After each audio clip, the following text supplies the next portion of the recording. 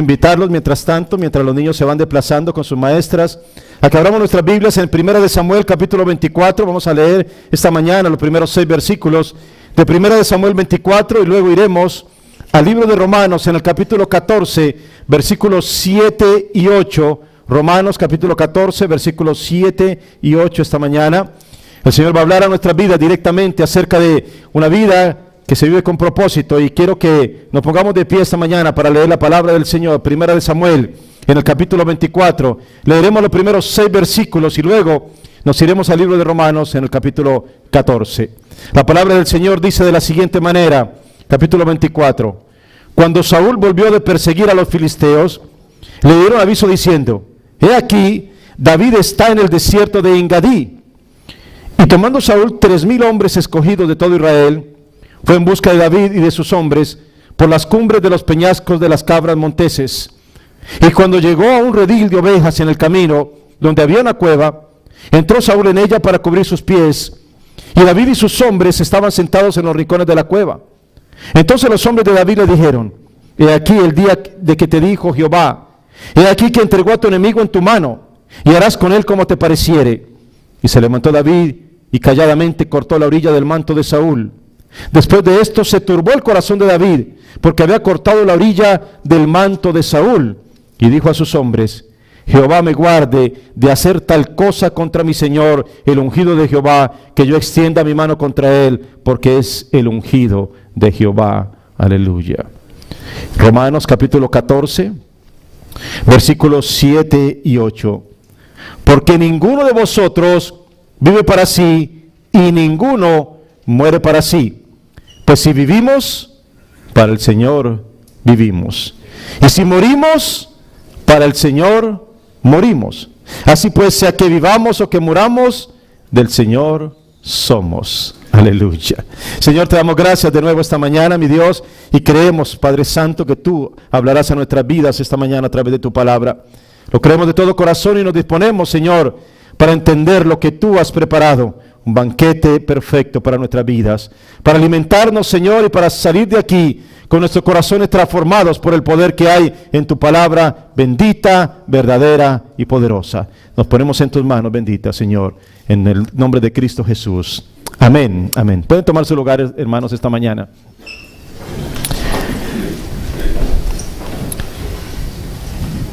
Indudablemente que uno de los libros más vendidos, después de la Biblia, por supuesto, de los libros cristianos más vendidos, se llama Una vida con propósito. Muchos de ustedes lo tienen en su casa, muchos lo han leído, se los han prestado, se puede leer en la internet. Este libro de Rick Warren, que se han vendido millones de copias, y mucha gente lo ha seguido y ha tenido jornadas de 40 días, especialmente haciendo lo que dice las pautas que van siguiendo, que van formándose en este libro. ¿Por qué? ¿Por qué la gente tiene tanto deseo de mirar este tipo de libros, que son muy buenos a propósito? ¿Por qué la gente anda buscando? Mire, diariamente millones de seres humanos están leyendo libros inspiradores, están buscando en la internet este tipo de historias que los inspiren. Pero ¿por qué la gente necesita leer o mirar estas historias? Porque sin duda nosotros queremos de alguna manera imitar estas vidas que han sido un ejemplo para otros. Queremos que nuestras vidas fluyan, que sean importantes, que valgan la pena, que tengan trascendencia, que influyan positivamente en otros seres humanos, indudablemente. Creo que es algo de lo que tenemos nosotros. Y los seres humanos fuimos creados, mis queridos hermanos, para influir en otras vidas, para ser trascendentes, para vivir con propósitos, para tener buenas historias, pero no todo el mundo lo está haciendo. Por el contrario, muchas personas están viviendo hoy en día vidas llenas de frustración y no están cumpliendo con los propósitos para los cuales fueron creados. Cuando se entrevista a la persona, si se le pregunta: ¿cómo estás viviendo tu vida? ¿Cómo lo estás experimentando? ¿Te estás gozando con tu vida? ¿Estás deleitándote en lo que Dios está haciendo contigo? Mire, 8 de cada 10 personas responden de una manera negativa. Se lamentan en sus vidas acerca de las cosas que no hicieron, de lo que no están haciendo. Por lo general, tiene una larga lista de: yo debería estar haciendo esto, yo quisiera estar en esta situación, yo quisiera estarme moviendo de esta otra manera. Y continuamente hay inquietud en los seres humanos acerca de esto. Hay una historia que yo alguna vez conté aquí acerca de un rabino que está en una ciudad rusa. Eso fue hace como un siglo atrás.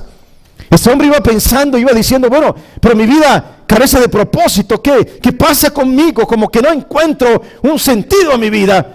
¿Qué hago?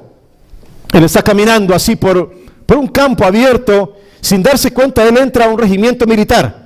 No se dio cuenta, estaba tan ensimismado en su pensamiento que ni siquiera se dio cuenta que él iba caminando y de repente entra a esta guarnición militar y uno de los soldados de pronto que está en la garita lo detiene y le dice, oye, espérate un momentito, ¿quién eres?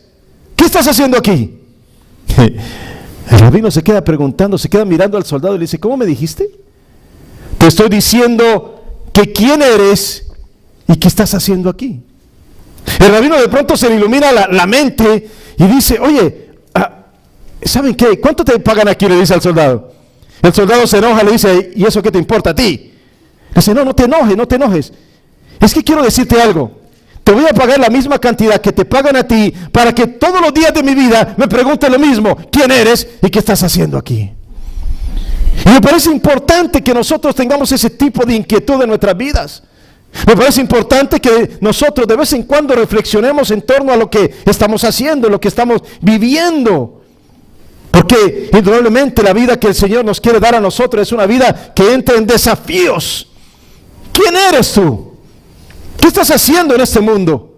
¿Por qué el Señor te escogió?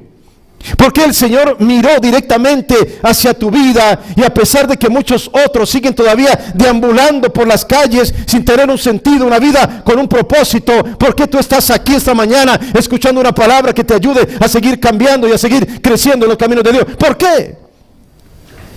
¿Quién eres tú? ¿Quién eres para Dios?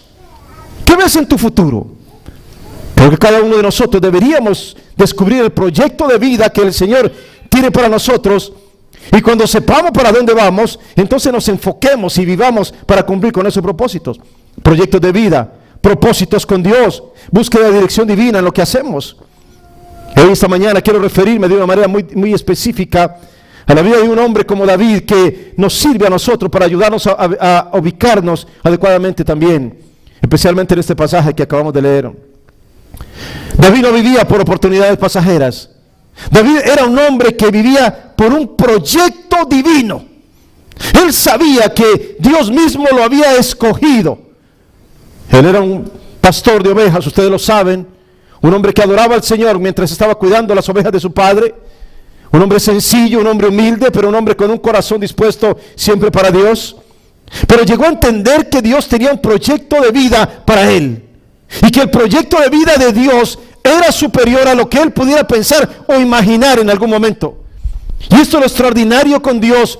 Cuando nos unimos al proyecto de vida que Dios tiene para nosotros, es algo mucho mejor, porque sus pensamientos son mejores que nuestros pensamientos, porque sus caminos son mejores que nuestros caminos, y Él sabe por dónde nos lleva de la mejor manera.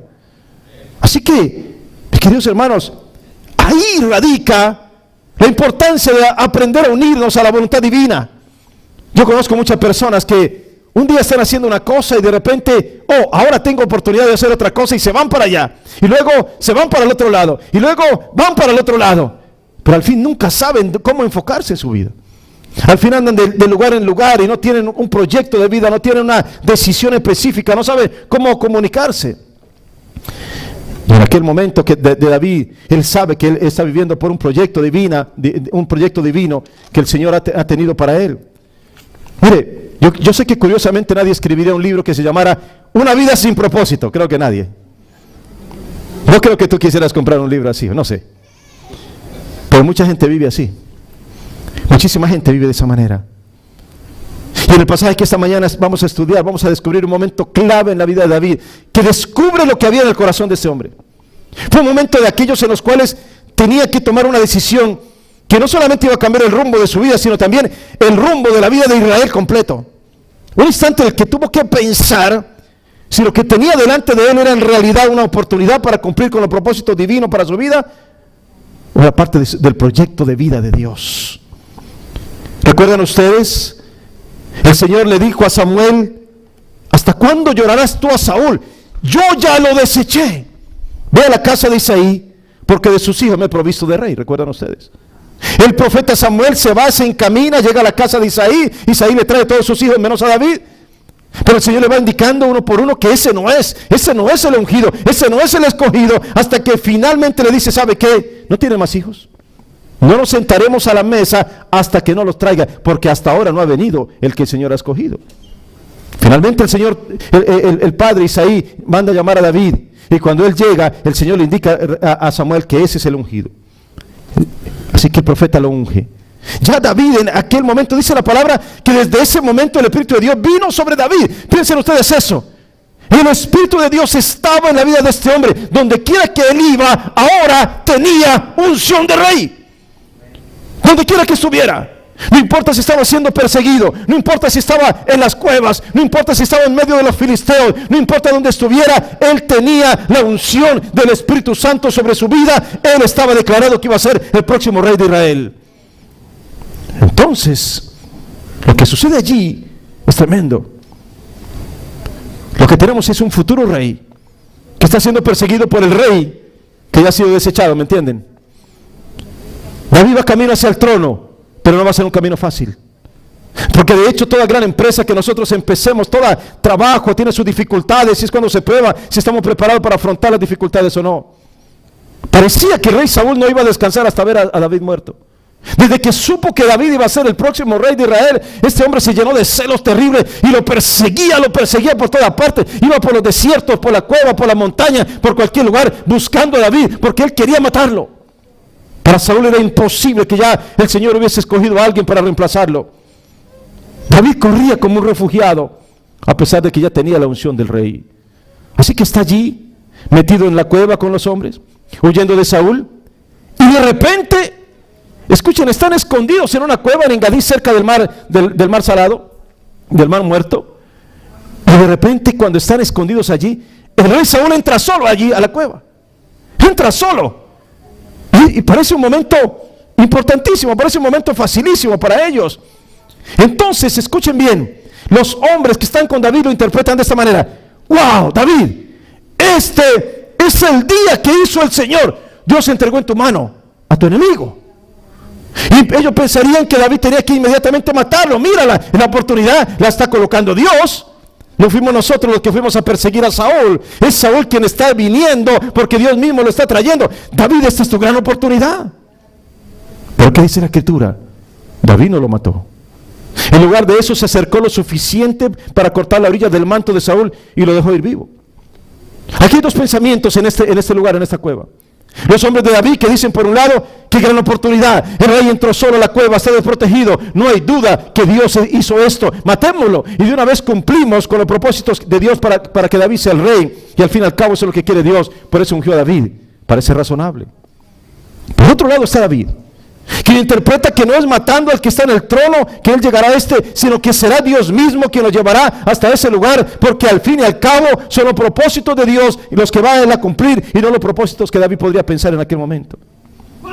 ¿Saben por qué mucha gente no cumple jamás los propósitos divinos en sus vidas? Simplemente porque les interesan más sus propios propósitos que los de Dios. Pablo lo dijo en Romanos 14, lo acabamos de leer hace un momentito, porque ninguno de nosotros vive para sí y ninguno muere para sí. ¿Tú entiendes lo que está diciendo Pablo en esta palabra? ¿Tú entiendes que cuando nosotros venimos a Cristo Jesús, nuestra vida, ahora ya no, la prioridad no es tu pensamiento, tu voluntad, tus anhelos, sino que la prioridad es hacer lo que Dios quiere que nosotros hagamos? Porque ahora somos hijos del Dios vivo, porque ahora hemos entrado en la dinámica del reino, porque ahora nuestra prioridad tiene que ser la prioridad de Dios. No vivimos para nosotros, vivimos para aquel que nos sacó de las tinieblas y nos trajo a la luz admirable. Vivimos para algo diferente. Nuestra vida ahora tiene un propósito que trasciende nuestra propia existencia a nuestro alrededor. Ahora tenemos propósito divino que el Señor ha colocado en nuestro interior. Nuestro corazón ahora tiene eternidad, aleluya. Y por eso Pablo dice de esa manera: ninguno de nosotros vive para sí ahora. Pues si vivimos, para el Señor vivimos. Y si morimos, para el Señor morimos. Así pues, sea que vivamos o que muramos, somos del Señor, aleluya. Pertenencia sagrada. Pertenencia sagrada. Sentido de pertenencia a Cristo. Saber que estamos unidos al Señor y a su voluntad. Y que ni siquiera la muerte nos puede separar del amor de Dios. David nunca buscó la posición de rey, nunca. Fue el Señor quien lo llamó, fue el Señor quien lo ungió, fue el Señor quien lo preparó, fue el Señor quien lo dirigió y lo llevó hasta el trono. Es que, miren, mis queridos hermanos, ¿no te parece extraordinario dejarte guiar por el Señor hacia sus caminos? ¿No te parece que es mejor? Nosotros los seres humanos siempre estamos buscando maneras de idear formas de ascender en la vida. Estamos tratando de buscar formas personales de encontrar propósitos. Pero si tú buscas solo logros, algunas satisfacciones vendrán por tu propio esfuerzo. Pero si tú estás siguiendo el propósito de Dios para tu vida, entonces será Él quien te da no solamente logros, sino aquello que tenía preparado para ti. Aleluya. David fue sacado de las montañas donde pastoreaba las ovejas de su padre y llevado hasta el trono. Escuchen, mis queridos hermanos, de las montañas hasta el trono, por voluntad de Dios. De las montañas hasta el trono. No fue David el que estaba persiguiendo eso. No fue David el que aplicó para, hoy yo quiero ser el próximo rey de Israel. Él no estaba buscando eso. Fue Dios quien lo estaba llevando. David jamás buscó una posición, sino que David buscó servir un propósito divino. Aleluya. Y cuando Saúl entra desprotegido a esa cueva, él en ese momento representa lo que David va a llegar a ser como promesa de Dios. ¿Se dan cuenta? Saúl en ese momento es el rey. Él está entrando y David puede mirar y puede decir, ese que está entrando ahí, ese voy a ser yo. No como Saúl, pero voy a ser el rey. David fue ungido por Samuel y su destino estaba marcado. Entonces imaginen la escena. Están allí escondidos y en ese momento entra el rey y ellos piensan que es hora de matarlo. Pero David piensa otra cosa. David tiene la espada en la mano y tiene que decidir.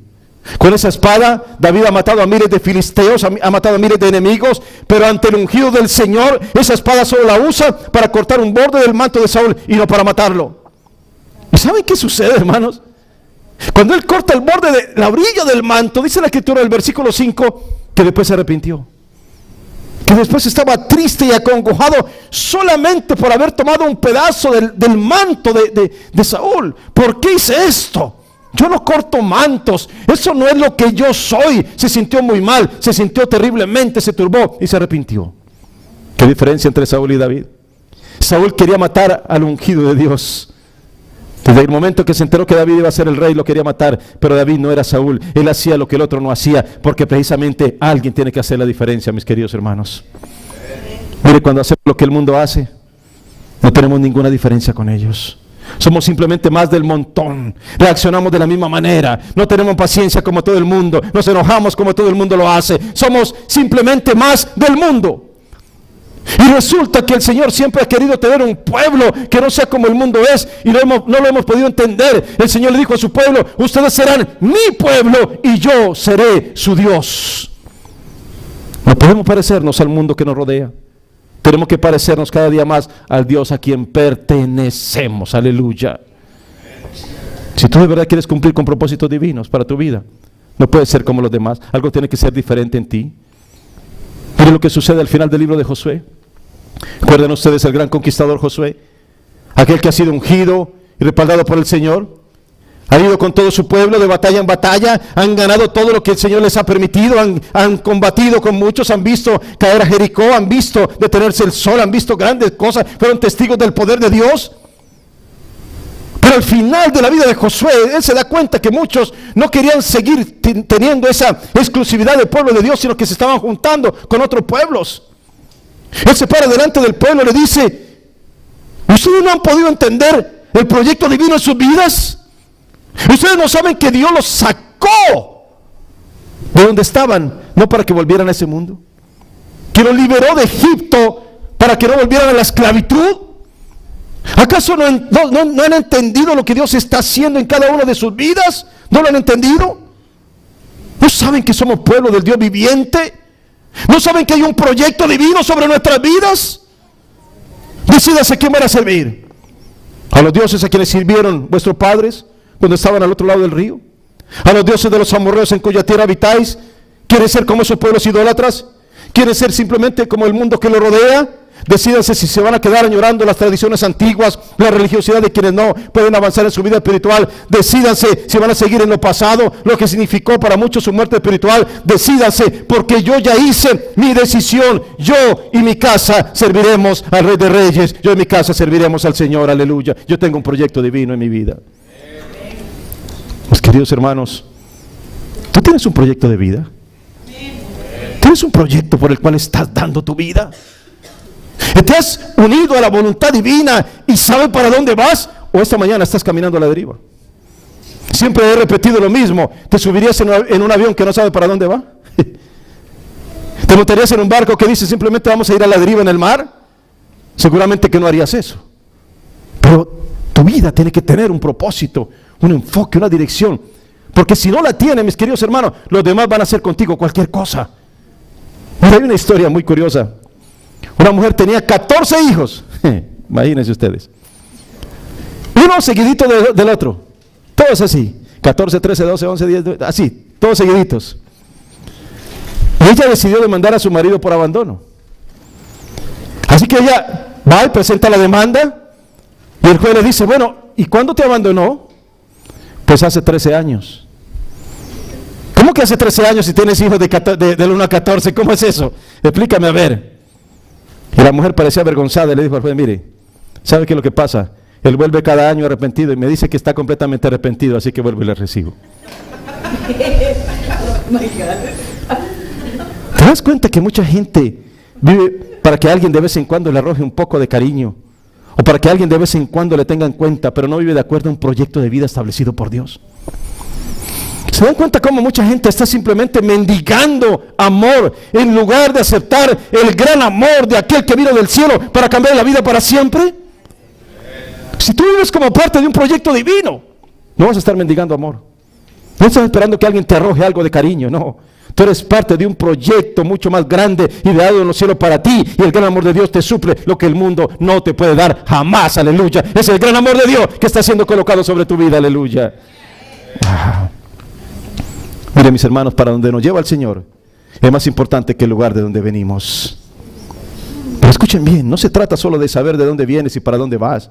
También tienes que saber cómo es que lo estás haciendo en el trayecto. ¿Lo estás haciendo de verdad como Dios quiere? ¿Estás viviendo de acuerdo a lo que Dios quiere para ti? Si tú vives solamente para el dinero, por ejemplo, tarde o temprano serás esclavo del dinero. Pero si tú vives para Dios, serás un siervo del Dios Altísimo y Él te concederá las peticiones de tu corazón. En aquella cueva hay 2 hombres ungidos por el mismo profeta y por el mismo espíritu. Pero el uno se ha salido de la dirección divina y el otro está siguiendo lo que Dios quiere de él. Y al final se verán los resultados, mis queridos hermanos. Así que David le dice a sus hombres, el Señor me guarde de hacer tal cosa contra mi Señor, el ungido de Jehová, que yo extienda mi mano contra él, porque es el ungido del Señor. Eso lo dijo David.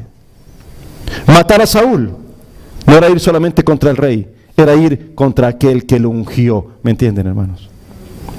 Lo tremendo es que en este salón, todos los que hemos recibido a Cristo Jesús en nuestro corazón, somos los ungidos del Señor. Y cuando hacemos algo en contra de alguno de estos ungidos, lo estamos haciendo en contra de aquel que los ungió. ¿Me entienden? David fue sacado de esas montañas para ser el rey. Pero él no iba a ascender hacia el trono rompiendo sus principios. Él sabía que tenía principios que vivir. Mis queridos hermanos, si yo honro el proceso, Dios honrará sus promesas. No hay ningún problema que David fuera el rey. Al fin y al cabo, para eso el Señor lo había ungido. Pero no iba a ser a su manera, porque al fin y al cabo el que lo llamó es el que merece el honor y la gloria. Y David no iba a usurpar ni un poquito de esa gloria. Muchas veces fallamos en el proceso y echamos a perder el propósito. Tenemos que honrar los procesos, la manera como vamos a alcanzar los propósitos. Recuerdan ustedes, Jesucristo está siendo arrestado aquel día en Getsemaní. Pedro saca su espada y corta la oreja de aquel siervo, y Cristo le dice, guarda tu espada, porque el reino de los cielos no se construye con espadas y armas, sino con Jesús en la cruz del Calvario. El mismo Pedro le dice en alguna ocasión a Jesucristo, no tienes que ir a la cruz, no vayas a la cruz. ¿Cómo se te ocurre? Jesucristo le responde: apártate de mí, Satanás, porque me eres tropiezo, porque no pones tu mira en las cosas de Dios, sino en las cosas de los hombres. ¿Te das cuenta? Hay propósitos divinos, hay proyectos que el Señor está formando. Tienes que aprender a vivir por ese propósito y no simplemente por caprichos humanos. No se trata de qué clase de persona quieres ser tú, se trata de qué clase de persona quiere Dios que tú seas. Ahí está la diferencia. En el momento en que David pudo acelerar el proceso hacia el trono, matando al rey Saúl, en ese momento David recordó que el lugar que ocupaba este hombre era precisamente el lugar al cual Dios lo estaba llevando. Por eso no iba a ser a su manera, sino a la manera y en el tiempo de Dios. Y se rindió al Señor, en lugar de rendirse a sus deseos personales. ¿Saben qué? Tomó 5 años más que David llegara a ese trono. 5 años más. 5 años difíciles para David. A lo mejor hubiéramos dicho, hubiera acelerado el proceso, hubiera matado a Saúl, inmediatamente hubiera sido el próximo rey. Pero eso no era lo que Dios quería. Porque David no estaba listo para ser el rey de Israel. Escuchen bien. Él no estaba listo en aquel momento. Por eso, cuando llegó el momento preciso, el Señor lo llevó hasta el trono. Y cuando Saúl sale de aquella cueva, David espera un momento y luego se va detrás y le grita desde la distancia, le dice: ¡mi Señor! Y se inclina en reverencia. ¿Saben? Era su perseguidor, era su enemigo, pero para David era el ungido de Dios. Le mostró desde la distancia, a la orilla del manto que había cortado, le dijo: mira, pude haberte matado, pero no lo hice. No hay traición en mi mano, no he pecado contra ti.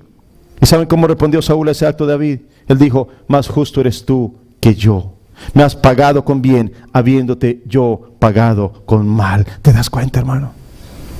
Porque David era un hombre conforme al corazón de Dios. Porque David hizo una diferencia. David cometió terribles pecados, cometió terribles cosas, pero cuando tenía que tomar ese tipo de decisiones siempre estaba buscando lo que Dios quería para él. Por eso él pagaba bien con mal.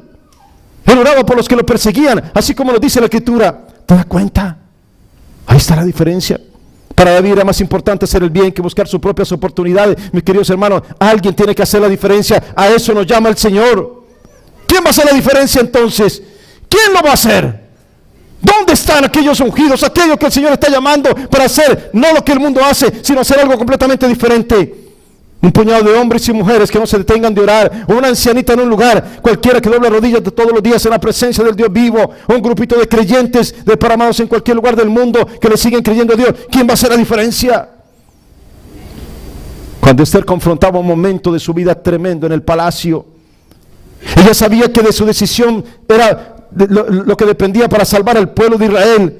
Así que el tío Mardoqueo le manda a decir: si callas absolutamente en este tiempo, respiro y liberación vendrá de alguna otra parte para los judíos, mas tú y la casa de tu padre perecerá, y quién sabe si para esta hora ha llegado al reino. Propósitos divinos. Propósitos divinos. El proceso que Dios estaba haciendo en esta mujer la iba a llevar finalmente a que ella misma, a través de sus actos, liberara a su pueblo. Mis queridos hermanos, Dios nos está llamando para algo diferente. Lo que tenemos que saber es que estamos caminando en lo que Dios quiere para nosotros y no en lo de nosotros. David llegó a ser el gran rey de Israel, llegó a convertirse en el hombre que llenó de esplendor a su pueblo, y por 40 años Israel vivió los mejores tiempos, y después también su hijo Salomón. Había unción divina, había respaldo de Dios para su ministerio. Hoy en día, mis hermanos, vivimos tiempos muy difíciles. Hay toda una maquinaria que no se detiene para callar a los cristianos. Hay una agenda en contra de los valores que defendemos. Hay potestades que quieren dañar lo que la iglesia del Señor hace. Hay quienes recorren las iglesias para traer maldición sobre ellas y dañar lo que se propone. Maldad que no se detiene. El enemigo dañando hogares, familias enteras quebrantadas, enfrentando hijos con padres, hermanos con hermanas, trayendo destrucción, vicios, problemas de drogadicción y de alcoholismo, violencia doméstica, enfermedades que debilitan a los creyentes. Hoy más que nunca se necesitan aquellos que saben que son parte de un proyecto divino para hacer algo diferente en este mundo. En algún lado tienen que aparecer los que Dios está ungiendo para hacer algo diferente. Unción divina, proyectos divinos, propósito de Dios. Alguien tiene que hacer la diferencia, hermanos. ¿Eres tú parte de los que saben para dónde van? ¿Eres tú parte de ese remanente fiel que mantiene sus propósitos divinos? Y permítame terminar con lo siguiente, una historia que alguna vez conté aquí. En la India existía un lugar encerrado, una ciudad solamente para leprosos. Escuchen bien. una ciudad amurallada. Todo el que entraba allí sabía que ya no volvería a salir vivo. Todos estaban allí mal. No podían volver a salir. Un lugar de muerte. Un misionero fue una vez a esa ciudad. Desde lo alto empezó a divisar lo que había dentro de aquella ciudad. Los leprosos que había allí. Uno de ellos, que no tenía manos, cargaba a otro que no tenía pies. El uno llevaba al otro a donde él no podía ir porque la lepra le había comido los pies, y este alimentaba al otro porque sus manos ya habían desaparecido por la terrible enfermedad.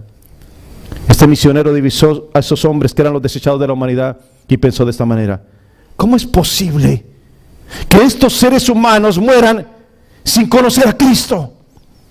No hay nadie que les hable, nadie puede entrar allí. Ellos se están yendo de este mundo sin conocer la salvación. Así que él fue y pidió permiso para entrar en ese lugar. Y cuando lo miraron le dijeron: ¿tú estás loco? ¿Tú sabes lo que significa entrar a ese lugar? ¿Tú sabes lo que significa? Jamás vas a volver a salir de allí vivo. Sin embargo, él dijo: entiendo perfectamente, pero yo puedo mirar más allá de la condición humana de desprecio y mirar a seres humanos con dignidad, aunque nadie les ponga un poquito de atención en su proceso de muerte. Yo vivo por voluntad de mi Dios. Y entró a ese lugar. Entró y dio su vida. Y muchas personas se salvaron por un hombre que pudo mirar donde otros no miraban nunca. Él vivía por un propósito divino. Mis queridos hermanos, alguien tiene que hacer esta diferencia en este mundo hoy en día. Alguien tiene que levantarse para vivir por propósitos divinos y no simplemente por propósitos humanos. Alguien tiene que hacerlo. Y esto parece muy radical lo que hizo este hombre, este misionero. Pareciera realmente de locos. Pero la verdad, mis queridos hermanos, es que eso fue lo que hizo nuestro Señor Jesucristo por ti y por mí. Él entró en este mundo sabiendo que no podía irse de él sin dar su vida por los suyos, y cumplió hasta el final. No había puerta de retorno, no había marcha atrás. Él tenía un proyecto de vida, él vivía por un propósito divino. Jesucristo le esperaba la cruz, el dolor, el castigo, pero todo lo hizo por amor de nosotros. Aleluya.